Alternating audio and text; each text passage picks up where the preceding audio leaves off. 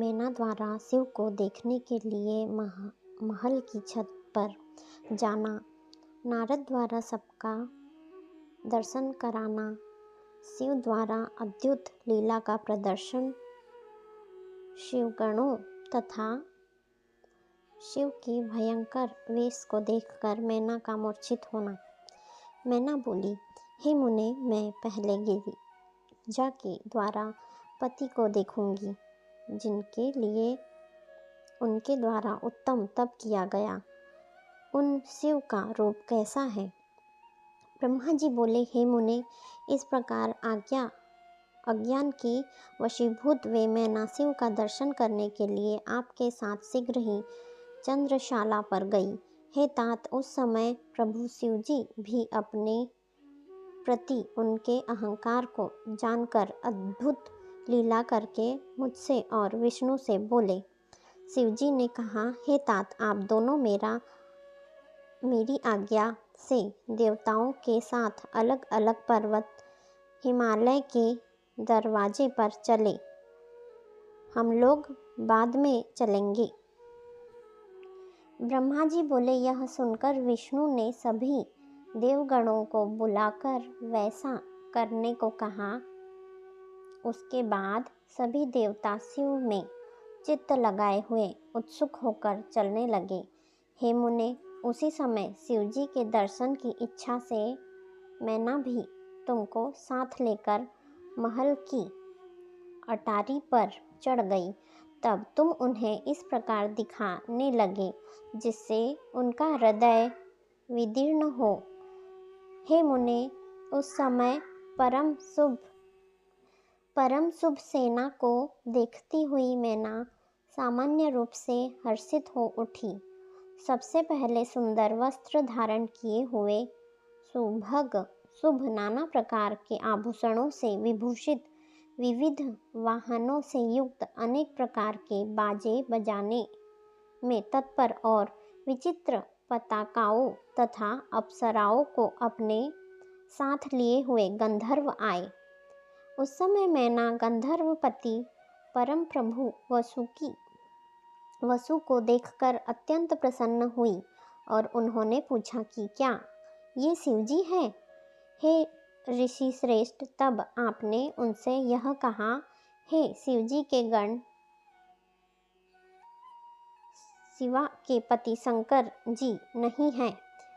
यह सुनकर मैना ने विचार किया कि जो इनसे भी अधिक श्रेष्ठ है वह कैसा होगा। उसी समय जो मणिग्रीव आदि यक्ष थे, उनकी सेना को उन्होंने देखा, जिनकी शोभा गंधर्वों से दुगनी थी। यक्षाधिपति मणिग्रीव को अत्यंत शोभा से समन्वित देखकर ये शिवा स्वामी रुद्र है। मैना ने हर्षित होकर ऐसा कहा, हे नारद, तब तुमने कहा ये शिवा स्वामी रुद्र नहीं है, ये तो शिव के सेवक है। उसी समय अग्निदेव आ गए। मणिग्रीव की अपेक्षा उनकी दुगनी शोभा देखकर मैना ने पूछा, क्या ये ही गिरिजा के स्वामी रुद्र है? तब आपने कहा, नहीं। तत्पश्चात उनकी भी शोभा से द्विगुणित शोभायुक्त यम आए। उन्हें देखकर प्रसन्न होकर मैना ने कहा, क्या ये रुद्र है? तब आपने उनसे कहा, नहीं। उसी समय उनसे भी द्विगुणित शोभा धारण किए हुए पुण्यजनों के प्रभु शुभ निवृत्ति आए। उन्हें देखकर मैना ने प्रसन्न होकर कहा, क्या ये रुद्र है? तब आपने उनसे कहा, नहीं। तभी वरुण आ गए। निवृत्ति से भी दुगनी शोभा उनकी देखकर मैना ने कहा, ये गिरिजा स्वामी रुद्र है? तब आपने कहा, नहीं। तदंतर उनसे भी दुगनी शोभा धारण किए वायुदेव वहां आए। उनको देखकर मैना ने हर्षित होकर कहा, क्या ये ही रुद्र है? तब आपने उनसे कहा, नहीं। उसी समय गुहाकपति कुबेर उनसे भी दूनी शोभा धारण किए हुए वहां आए। उनको देखकर प्रसन्न हो उन मैना ने कहा, क्या ये ही रुद्र है? तब आपने उनसे कहा, नहीं। इतने में ईशान देव आ गए। कुबेर से भी दुगनी उनकी शोभा देखकर मैना ने कहा, क्या ये गिरिराजपति रुद्र है? तब आपने कहा, नहीं। तदंतर उनसे भी दुगनी शोभा से संपन्न सभी देवताओं में श्रेष्ठ अनेक प्रकार की दिव्य कांति वाले और स्वर्गलोकों के स्वामी इंद्र आए। उनको देखकर वे मैना बोली, क्या ये ही शंकर है? तब आपने कहा, ये देवराज इंद्र हैं, वे नहीं हैं। तब उनसे भी दुगनी शोभा धारण करने वाले चंद्रमा आए। उन्हें देखकर मैना बोली, क्या ये ही रुद्र हैं? तब आपने कहा, नहीं। इनके बाद उनसे भी दुगनी शोभा धारण करने वाले सूर्य आए। उन्हें देखकर मैना ने कहा, क्या ये ही शिव है? आपने कहा, नहीं।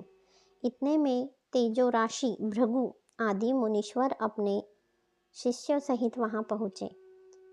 उनके मध्य में बृहस्पति को देखकर मैना बोली, यही गिरिजापति रुद्र है? तब आपने कहा, नहीं। उसके बाद तेजों की महाराशि तथा साक्षात धर्म के पुंज के समान मैं ब्रह्मा स्तुत होता हुआ ऋषियों तथा पुत्रों के सहित उपस्थित हुआ। हे मुने, मुझे देखकर मैना बहुत प्रसन्न हुई और उन्होंने कहा, क्या ये ही शिव है? तब आपने उनसे कहा, नहीं। इसी बीच संपूर्ण शोभा से युक्त श्रीमान मेघ के समान श्याम वर्ण वाले 4 भुजाओं से युक्त करोड़ों कामदेव के समान कमनीय पीतांबर धारण किए हुए अपने तेज से प्रकाशित कमल नयन शांत स्वभाव श्रेष्ठ गरुड़ पर सवार शंख आदि लक्षणों से युक्त मुकुट आदि से विभूषित वक्ष स्थल पर श्रीवत्सल का चिन्ह धारण किए हुए सप्रेम कांति से संपन्न लक्ष्मीपति भगवान विष्णु वहां आए। उनको देखकर उनके नेत्र चकित हो गए और उन्होंने हर्ष से भरकर कहा, ये ही साक्षात गिरिजापति शिव है, इसमें संदेह नहीं। तब मैना का वचन सुनकर परम कौतुकी आपने कहा, वे शिवापति नहीं हैं, अपितु ये केशव विष्णु हैं। ये शंकर जी के समस्त कार्यों के अधिकारी तथा उनके प्रिय हैं। उन पार्वती पति शिव को इनसे भी अधिक श्रेष्ठ समझना चाहिए। हे मैंने उनकी शोभा का वर्णन भी मैं नहीं कर सकता। वे ही समस्त ब्रह्मांड के अधिपति सर्वेश्वर तथा स्वराट है। ब्रह्मा जी बोले, नारद के वचन को सुनकर मैना ने उनको पार्वती को महाधनवती भाग्यवती तीनों कुलों पितृकुल मातृकुल तथा पतिकुल को सुख देने वाली तथा कल्याणकारिणी समझा। उनके बाद प्रीतियुक्त चित्त से प्रसन्न मुख वाली मैना बार बार अपने भाग्य की बड़ाई करती हुई कहने लगी। मैना बोली, पार्वती के जन्म से इस समय में सर्वथा धन्य हो गई। गिरीश्वर भी आज धन्य हो गए। मेरा सब कुछ धन्य हो गया। उत्तम प्रभाव से युक्त जिन जिन देवताओं एवं देवाधिपतियों को मैंने देखा, इन सबके जो स्वामी हैं वे ही इसके पति होंगे। उनके भाग्य का क्या वर्णन किया जाए। उनके द्वारा भगवान शिव को पति रूप में प्राप्त करने के कारण 100 वर्षों में भी पार्वती के सौभाग्य का वर्णन नहीं किया जा सकता।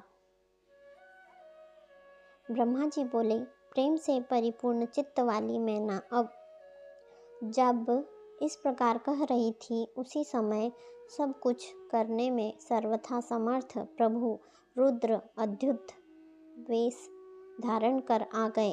हे तात, उनके गण भी अद्भुत थे, जो मैना के गर्व को दूर करने वाले थे।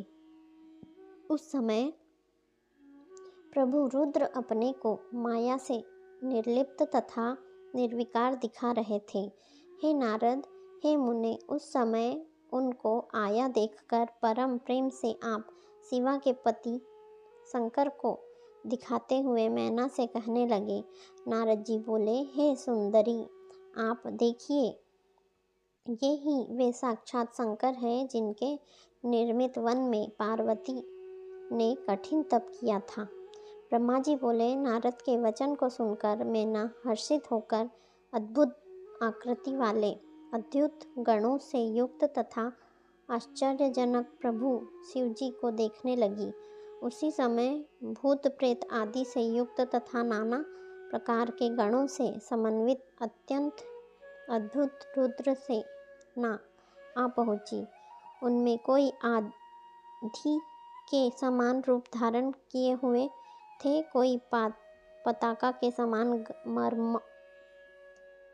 मर शब्द कर रहे थे, कोई वक्रतुंड थे तथा कोई विकृत रूप वाले, कोई विकराल थे, कोई बड़ी दाढ़ी मूछ वाले थे, कोई लंगड़े थे, कोई अंधे थे, कोई हाथ में दंड पाश तथा कोई मुदगर धारण किए हुए थे, कोई विरुद्ध वाहन पर सवार थे, कोई श्रृंगिनाद कर रहे थे, कोई डमरू बजा रहे थे, कोई गोमुख बजा रहे थे, कोई मुख रहित थे, कोई विकट मुख वाले थे, कोई गण बहुत मुख वाले थे, कोई हाथ से रहित थे, कोई विकृत हाथ वाले थे, कोई गण बहुत हाथों वाले थे, कोई नेत्रहीन, कोई बहुत नेत्र वाले, कोई बिना सिर के, कोई विकृत सिर वाले, कोई कर्णहीन तथा कोई बहुत कान वाले थे।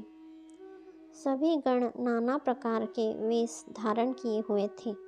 इसी प्रकार और भी विकृत आकार वाले अनेक प्रबल गण थे। हे तात, वे असंख्य बड़े वीर और भयंकर थे। उनके बाद हे मुने, आपने मैना को रुद्र गणों को उंगली से दिखाते हुए कहा, हे वरानने, आप इन शंकर के गणों को और शंकर को भी देखिए।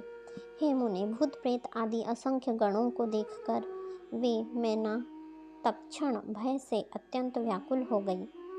उन क्षणों के मध्य निर्गुण परम गुण वृषभ पर सवार 5 मुख तथा 3 नेत्र वाले शिव विभूति से विभूषित जटाजूट से युक्त, मस्तक में चंद्र कला से शोभित, 10 भुजाओं से युक्त कपाल धारण किए, व्याघ्र चर्म का उत्तरीय धारण किए हुए, हाथ में श्रेष्ठ पिनाक धारण किए हुए, शूल से युक्त विरूप नेत्र वाले, विकृत आकार वाले, व्याकुल तथा गज चर्म ओढ़े हुए शिव को देखकर पार्वती की माता भयभीत हो उठी।